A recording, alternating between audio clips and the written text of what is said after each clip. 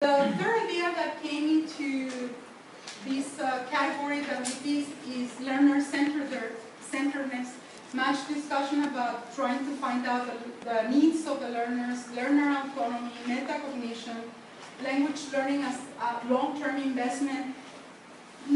Very much the idea of not just teaching students English, but helping them to become autonomous learners so they can learn how to learn by themselves in different contexts, in different environments, in different needs.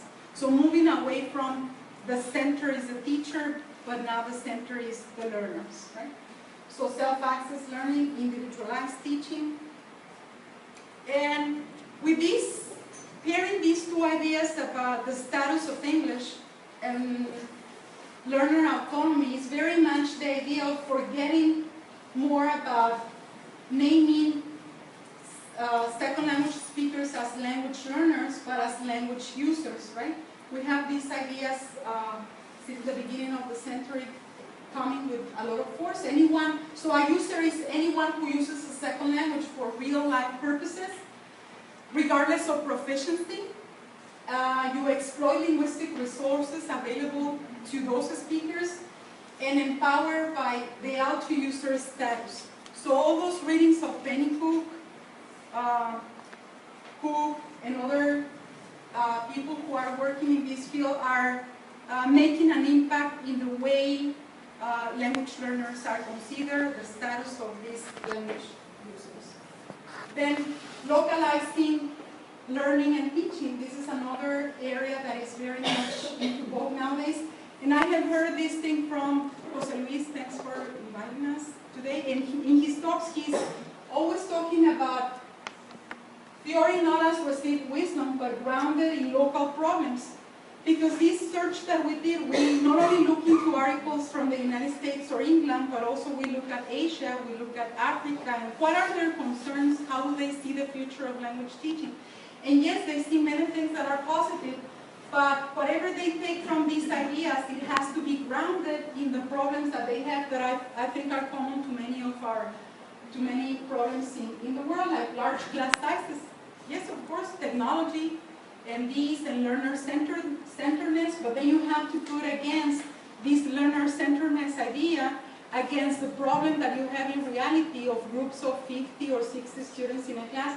And in some countries even more, right? In some countries in Africa, they work with class sizes of 80, so it's not very easy. Lack of qualified teachers, lack of infrastructure, etc. But very much localized research. With this idea that of technology and global, we can share the problems that we have with other practitioners, with other researchers that are having the same issues, and we can come to our own consensus, we can get to our own conclusions, we can get to our own theories that can help us or give us light in the problems that we're living, but kind of like detaching ourselves very much from the big companies, from Cambridge, from Oxford, who were the ones who gave us the wisdom of what to do in our classes. Now we're starting to construct our own knowledge and our own ideas about where to go in this area. So I just attended a talk by Peter Steyer and Max Diesel that he was reconceptualizing authentic materials. He was talking about the concept of authentic materials, nothing new, right? About using now with the internet, we have access to much more authentic materials than in the past. I remember when I began teaching English, every piece of paper that I got that it was authentic material, let's say a menu from a restaurant, if I happen to go to the United States and take a hold of a menu, I would treasure that very much because you didn't have access to these authentic materials as teachers and students do nowadays, right? You just Google into internet and you have 100 menus from many restaurants that you want. Just the songs, right? We had to, if we wanted to use a song in a class, we had to, with a tape recorder, listening back and forth to get the lyrics of the song. And if there was a word that we didn't understand, the whole thing went to trash because we couldn't use the song because of a word that we did not understand that. Now teachers have it easy because they just Google for the lyrics of the song and it's there, complete, neat, clean, etc. And you have the music, you download the music and that's it. In the past you had to call the radio station and then can you play this song and then you would record it. All these crazy things that people like you do not understand anymore. Just old people like you. So anyway, Peter Sider was talking about this idea of authentic materials, right? Nothing new. But then he presented an example of a secondary class in Oaxaca with a teacher living there in teaching English in a boarding school. So far away removed from these things that we talked about downloading songs from the internet, about getting lyrics, or talking about how to order food in a menu from Olay Garden. Nothing could be far more removed from the reality of those students learning English in Oaxaca than those things that we call authentic material, right? So he was talking about a new concept on authentic material, but what is authentic to them in their context. So instead of bringing floor plans, his topic in the class was the house and the rooms in the house. So instead of using a floor plan that has an attic and a basement, he asked the students to construct cartulinas or rotafolios with the floor plans of their homes.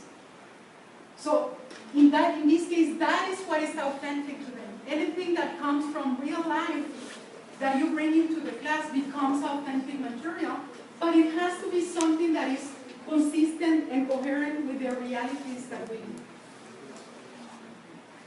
So when I started doing this research, because I began teaching English in 1989, so I've been around for some time, I thought if I listen to or read something about communicative approach as being something new, I'm going to feel like this. Because it's not new, right? It's been around for many, many years. But still I found some works that talk about a communicative approach, but now revisited. One of the main criticisms to the communicative approach is that many of the techniques and the things that are proposed under this approach, one of the first problems that it has is that everybody understands something different as communicative approach, so there's no common ground sometimes. Some communicative approaches do not compare or are not comparable with others, etc. But one of the main criticisms is that many of the techniques and many of the propositions were not grounded in second language acquisition research. They just came from the top of the head of somebody very brilliant, very wise, that said this is the way language has to be taught, but it wasn't enough research the soundness of those propositions. So now we have the 7 principles. It's an article by Zoltan Dornay, very much into his first area is motivation, but he has these very interesting articles that talks about the 7 principles of the communicative approach that to some extent are something more refined than the original theory of communicative approach. You can see a lot of research done in the effectiveness of task-based instruction and competency-based instruction. But the idea is that now it has to be grounded in research because it's very easy to change names but not to change practices. In our university, we have the story of Don Cartulino. Don Cartulino is a very old teacher who began teaching with his notes in a notebook and with a blackboard in which you would use chalk. So he had his notebook and he would write things on the board with chalk. Now we changed to whiteboards, okay? So he bought his markers and then he started using the whiteboard. Now it was the overhead projector, so what he did is he asked the student to transcribe all his notes into these transparencies, so he would use them in the overhead projector. And now the thing is with the Cañón, the projector that we use nowadays, so he asked another student, can you transcribe these notes into these? But nothing has changed, right? Technology changes, but his class is the same. And like this case, there are many cases. I know a teacher who used this green book for 30 years and she never used any other book. So it doesn't matter if we've been hearing communicative approach for 30 years is the impact that these ideas have in classrooms, in reality. How much of these ideas are we taking to reality? Are we really working within this approach, or is it just discourse? Because everybody says, of course, I follow a communicative approach. Nobody says, you adhere to grammar translation method. Nobody would say that, right? When actually in reality, many still do, right? So it's this communicative approach, but revised, more refined, and more grounded into different research. What about teacher training? In the past, it was much about, we want everybody to learn English, and so it was about the coverage. And nowadays with the PNIEC, it's still the coverage. We want more kids to learn English at an early age. But how much are we talking about teacher training? How much do we know about how people learn how to teach, which is not an easy task, right? We are in these majors, we're very much concerned about training teachers, but the theory about how you train effective teachers is still not well developed. It's still an area that has to be very much researched. And how do you learn to become an effective teacher, a quality teacher? Is it by doing micro-teachings in the class? Is it by doing observations?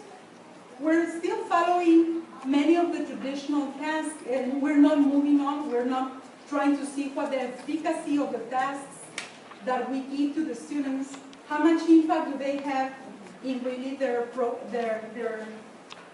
development as language teachers. Many of our students finish a 4.5-year program, and they face reality, and they see that whatever they learn does not apply into their context.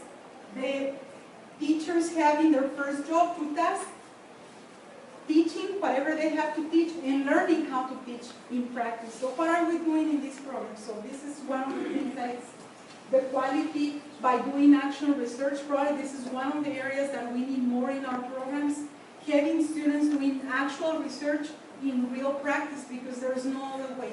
By teaching their classmates something in an artificial situation is not going to make them effective once they face their classes in colegios de bachilleres, in elementary schools, in the CETIS, etc. Right? So we have to pay more attention to doing action research.